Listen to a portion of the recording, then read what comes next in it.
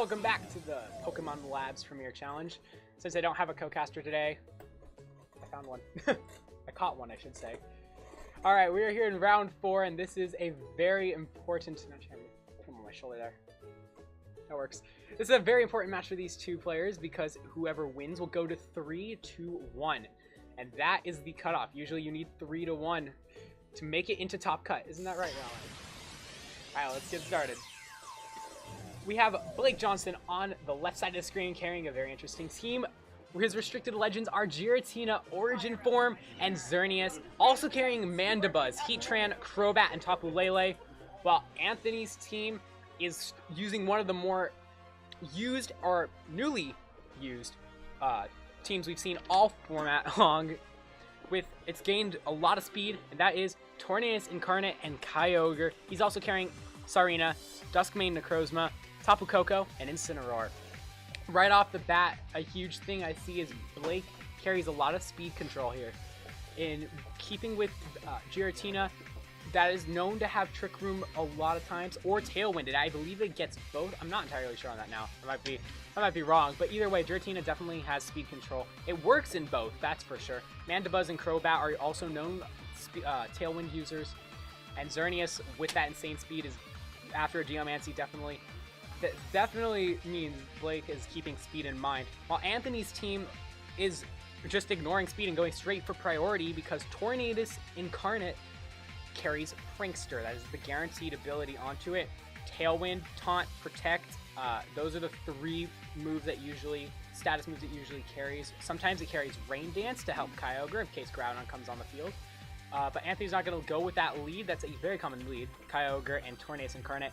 But we're going to see Duskmane, Necrozma, and Tapu Koko from Anthony's side. While Mandibuzz and Tapu Lele lead for Blake. We're going to see Tapu Koko is quicker than the Tapu Lele. That eliminates the chance of Tapu Lele having the choice Scarf unless both of the Tapus are carrying it. And we are also going to see Special Defense come out from Mandibuzz. Now, one thing that I said, unless both the Tapus are carrying it, Tapu Koko carrying the Choice Scarf, why would this extremely fast Pokemon carry an item that boosts the speed even more? It's because of Choice Scarf Kyogre, so that is a common strategy there. So, in this case, we know that the Mandibuzz, it is able to set up a Tailwind. It can also go for Taunt, and we're going to see Taunt this time actually come out from Tapu Koko onto Blake's Mandibuzz. And we're going to see Nature's Madness go onto the Necrozma there. And we are also going to see Foul Play from the Mandibuzz. Not going to fall for that taunt right away. And just removing Duskmane Necrozma within the first turn of the match here. Tapu Koko, though, the reason Mandibuzz has seen such a following last format and this format is because of that.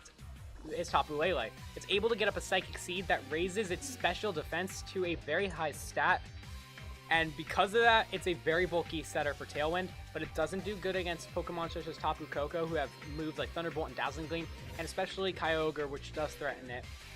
And especially while taunted, its attack stat is not very high. It usually only carries Foul Play, as we saw earlier. So that's one of the reasons Mandibuzz has seen a lot of use, and Tapu Lele in general is a very strong attacker. But now with Kyogre on the field, we can kind of see that the Kyogre, what it's going to do. Because Kyogre with Water Spout is a huge threat to Tapu Lele. Occasionally, depending on the set on Lele, it is able to one-hit KO, excuse me. Mandibuzz, we don't know very much because we don't see Mandibuzz a lot. Tapu Koko is going to get out of there, and we're going to see it switch into Incineroar.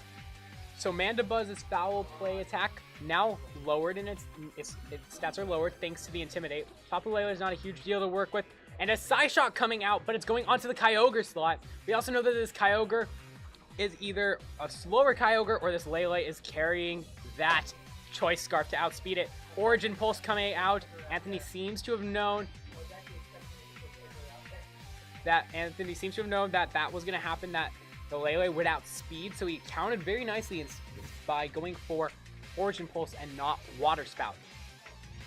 Oh, Mandibuzz, now we saw it on the screen. Don't forget, Mandibuzz is taunted. It is locked onto using its Foul Play unless it has another attacking move, and I don't know. I've never seen a Mandibuzz without, maybe Snarl, but we'll see. The Mandibuzz, most likely this Mandibuzz seems like it doesn't have any of that.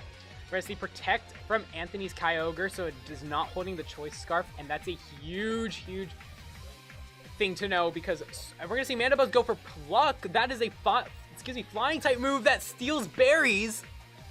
Pluck will mean Mandibuzz is going to recover all the health from Incineroar's Figgy Berry and knock off going on to the Tapu Lele slot. We're going to see Tapu Lele's item. It is the Assault Vest, so we know that Kyogre is actually a slower Kyogre, and the Tapu Lele does outspeed in general. Assault Vest Tapu Lele means it cannot go for a status move, so most likely it does not carry a status move. Actually, it cannot carry a status move.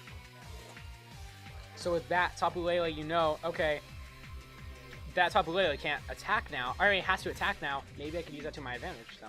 Although Tapu Lele is fastest on the field, it can go for any of its moves. Psyshock, though, it's most powerful. It's only able to hit on the right side, not onto the Incineroar, and now I lie about it being the most powerful move, because Psyshock, Psychic Terrain is gone, so the 30% drop is gone as well. Nature's Madness going on to Incineroar definitely seems to be the most reliable way there to get Incineroar's health down.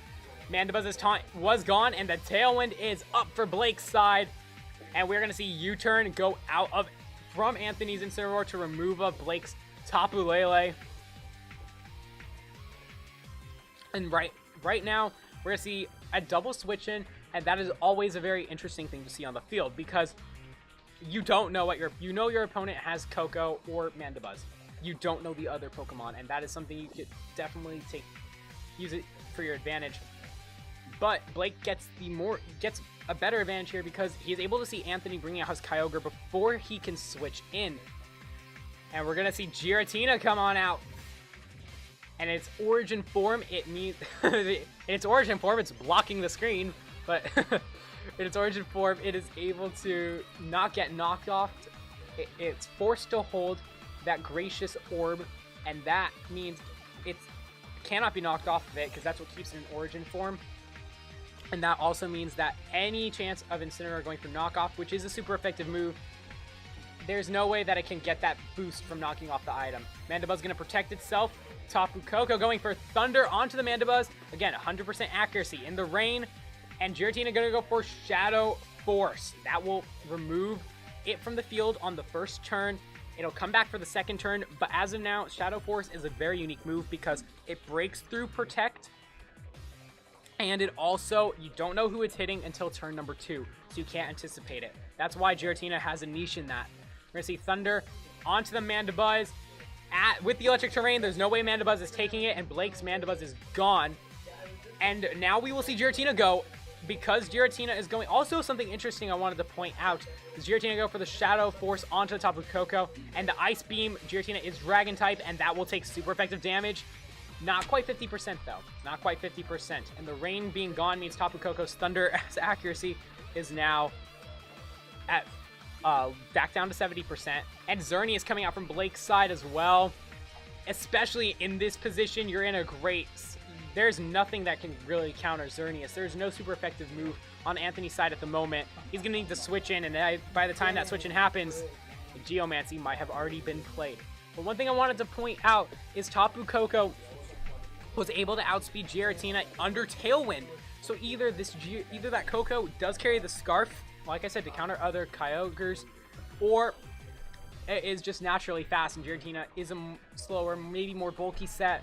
There's a lot of things that can happen with that. And the only thing that we know is what we've seen. The players are able to make moves adjusted based on that. We don't know exactly what the final sets are, and Xerneas will be the fastest on the field. It's able to go for the Koko hit. Koko is gone. Giratina, with that in mind, Giratina's going to miss the Origin Pulse from Kyogre, because, you know, it's gone on the field, so how can it hit it if it's gone? The Origin Pulse doing, without the rain, less than half on Xerneas. We know Anthony has one last Pokemon in the back, and I believe we've seen it before. It's that Incineroar. Xerneas is the only one that's going to be able to get... Oh, I'm sorry, I lied. Giratina's attack still does drop, even though it is not on the field. The Shadow Force with Coco being the only Pokemon on the field at the time, we don't know if Tapu Koko still will get hit. I'm sorry, I'm just Coco. With Kyogre being the only Pokemon on the field at the time, we don't know if the Shadow Force will attack the Kyogre, and Xerneas will protect. That could be to avoid the Fake Out from Anthony's Incineroar. We're also going to see Protect on Kyogre, but don't forget, Shadow Force, it does resist. I'm sorry, it does break through the protection. And we're going to see that Shadow Force go onto the Kyogre. The protection does not matter anymore. And Anthony is down to one last Pokemon in Incineroar. Flare Blitz going onto the Xerneas. It's not going to happen. Electricity is gone, but that's not really going to matter. None of these Pokemon usually carry electric moves. And now Blake, with his 2 restricted legends against Anthony's half health Incineroar. Blake, he's in a good position. Incineroar, it doesn't have a super effective move on Xerneas, but it does on Giratina. It could use that knockoff, and although it won't knock off the Gracious Orb, it might. And Giratina go for Shadow Force. So if Anthony wants to play now, he's going to want to play onto that Xerneas. And let's see, he's going to go for the Flare Blitz onto the Xerneas. He does go for the Xerneas hit, but it's not enough to knock out the Xerneas. And regardless, that recoil damage would have done enough no matter who he hit. And Blake Johnson is going to take game 1 of round 4. Game 1 of round 4. There you go. And he did so. Giratina coming out with that Shadow Force, going onto the Kyogre slot. Even though it protected, there was nothing Kyogre could have done to avoid that. They could, I mean, besides switching, and at that point, you were down to 2-2. Kyogre was just a lost cause, unfortunately. And that is why Giratina has seen such a following recently. I've seen online, as a player, I've seen online and on Battle Spot so many Giratinas all of a sudden. And it could be because protection is one of, if not the most or protect, I should say, is one of, if not the most popular move in VGC, period. So with that in mind, Shadow Force being able to protect that is a great blessing. But the downside to Shadow Force is if you don't play it at a good time, your opponent can switch into something that resists it. For instance, one of the most common Pokemon ever, Incineroar. So that's why Giratina, it's got a good balance for it. It's definitely not an overpowered Pokemon in the regard of that, but its power overall with Shadow Force definitely makes it a formidable throw. And if you are not prepared for it, it can end your team. Will that Giratina be a star of this match as well? Let us find out. Another thing, we're going to see new leads here. Play. So in this case, we're going to see different leads possibly. If we see the same leads, we're going to see the same lead on, I'm sorry, not Giratina. Mandibuzz was out last time. So Blake switching up that Mandibuzz for Giratina. Now we're going to see, there it is, the Tornadus Incarnate Tapu Koko lead there. And Tapu Koko going to outspeed Tapu Lele. We know Tornadus also has Prankster. The Prankster would have been, but Blake bringing in that Tapu Lele is going to prevent Anthony's Tornadus Incarnate from going for that taunt onto anything, if there is a taunt on anything that it wants to use. Tapu Lele, we knew it had the Assault Vest Blast Round. Keep that in mind. If anything, the taunts would go onto Giratina. We don't actually know what Giratina can go for. Again, and there's the Tailwind, so using that Prankster ability on Anthony's side with the Tornadus to use that, get that Tailwind up this time. And Taunt from Tapu Koko is gonna connect with that Giratina. Lele will get a free Dazzling Gleam out. So going for Dazzling Gleam instead of Moonblast, and Giratina is going to go for Shadow Force. And that, once again, with that Shadow Force, you don't know who it's hitting. You gotta be careful because even with you Protect, the only thing you can do is just switch. The only thing you can do to keep your Giratina from knocking at or hitting your Pokemon for a good amount of damage is just to switch. And with Incineroar in the back, if Anthony can predict who that Giratina will be going for, that might be very, very useful because both Tapu Koko and Tornadus are known for lower defenses. We're going to see Tapu Koko switch out. That will go into Sarina. And with that Sarina, all priority is gone. And Hurricane from Tornadus onto Tapu Lele is going to miss. And we're going to see Nature's Madness onto Sarina. And let's see what this Giratina goes on to. It looks like it is going to go on to that Tornadus slot. And it is a knockout and a critical hit. So that Tornadus is gone from this format, or from this match. With that in mind, Anthony can now adjust accordingly. Gonna bring out Kyogre, so Anthony does not have Incineroar. That was interesting. That's an interesting play, especially with Giratina, which has Shadow Force, which I believe has neutral damage at least, or to neutral to super effective damage on every one of Anthony's Pokemon. So Blake, that Giratina is something I don't know if anyone really would have expected. Yeah, it's been having a lot of success on Battle Spot, but Battle Spot and Best of 3 tournaments are a huge different game. Anyway, with Kyogre in the field and under Tailwind, a Water Spout, being able to outspeed Giratina and Tapu Lele with a Water Spout is pretty... chance of that, extremely good. There it is. We know Lele has the Assault Vest, so it might be able to take this Water Spout. It will be able to take this Water Spout. There you go. Giratina, it's resistant thanks to its Dragon type. Power Whip from Sarina will go on to Tapu Lele. It'll hit, and it will knock out that Lele. Blake now has removed that Tapu Lele from the field. Giratina gonna go for another Shadow Force. Again, don't know who it's gonna go on to, and its taunt is gone, though it really didn't really matter. It only used Shadow Force. We're back to a 3-3 matchup. Both have Pokemon at half health, and Mandibuzz now gonna come out and get that Psychic Terrain, or sorry, Psychic Seed boost thanks to Psychic Terrain. Mandibuzz has a lot of options, and with Tapu Koko, who's been the resident taunter on Anthony's side, gone, it is free to, it doesn't have that taunt pressure on it anymore. But it does have Water Spout pressure. Even though it's at a +1, like the Assault Vest, that Water Spout still is a double attack from the waters from Kyogre and Sarina is not something to be it's not something to be it's not something that you could take lightly is what I'm trying to say, because Sarina, we're gonna see high jump kick going on to the Mandibuzz will remove Sarina's HP down to what literally looks like 1 HP.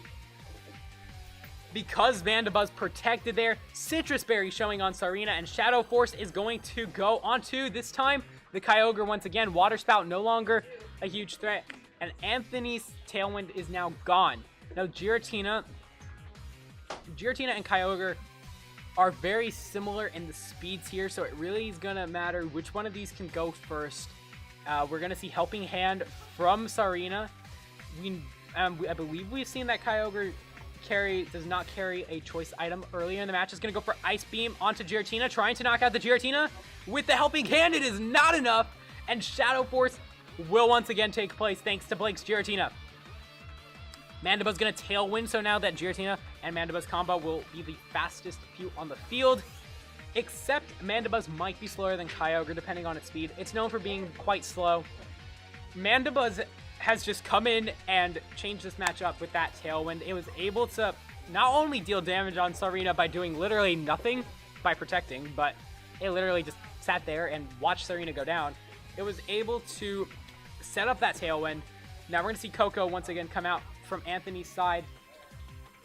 So the Koko is a threat to Mandibuzz, especially because even in Tailwind, it might be able to outspeed depending on Mandibuzz's own speed. The Shadow Force will go on to Tapu Koko, and it is a knockout. And that threat to Mandibuzz is a neutralized foul play coming out from Mandibuzz onto Sarina, going to remove the last little bit of damage from Sarina. And now Blake has his 3 Pokemon against Anthony's Kyogre, and Blake with that Tailwind. In this case, what Anthony needs to do, or at least one of the key things he has to keep in mind, Giratina has Shadow Force that breaks through Protect. If that Giratina is able to click Shadow Force and get past that Protect before Kyogre can, before Kyogre can take it out, then that is not a good scenario. We're gonna see, I believe, Pluck and Origin Pulse come out, and Giratina's gonna miss it because it's gone from the field, but the Mandibuzz will take the hit. Mandibuzz at full health, taking Origin Pulse in the rain. At +1, it actually takes quite a bit of less damage than you would think, and the rain being gone as well will now remove a little bit more damage off of Kyogre, and Anthony gonna toss in the towel. What a match that was! And with that, Blake Johnson is now 3-1. That's where you want to be going into round 4. If you're at 3-1, Oh, there we go. If you're at 3-1, then you're in really good shape. Because win or lose, you still have a shot at you making top cut, even if you end up getting a bad matchup. So with that in mind, we are ready to move into our final match. It's very exciting. Growler, are you ready? He's ready. Well, join us for match 5. Just a few minutes.